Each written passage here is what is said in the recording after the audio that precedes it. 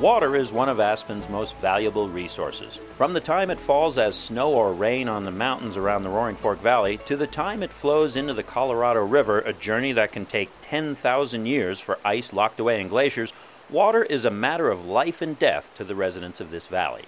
Water is necessary for life, obviously, and is taken for granted in times of plenty. During drought, its value becomes clear, and the lack of it can prove deadly to plants, animals, and humans alike.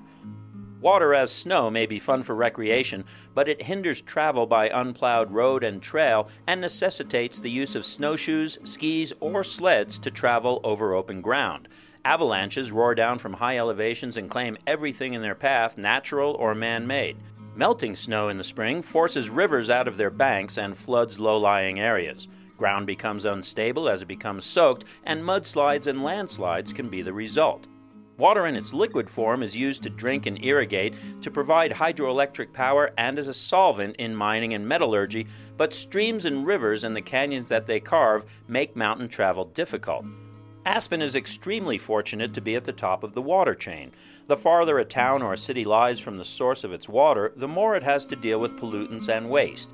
Think of the mountains and valleys almost as giant sponges. They hold water in soil and rock aquifers that are at ground temperature year-round, releasing liquid water into streams even when the temperatures outside are far below freezing.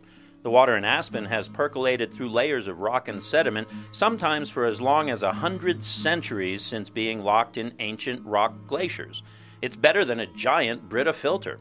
These natural filters lie above almost all sources of industrial pollution, even those introduced by the mining and ranching industries. David DRC Brown and his father-in-law, Henry Cohenhoven, first brought city water to Aspen via a Castle Creek flume in 1885.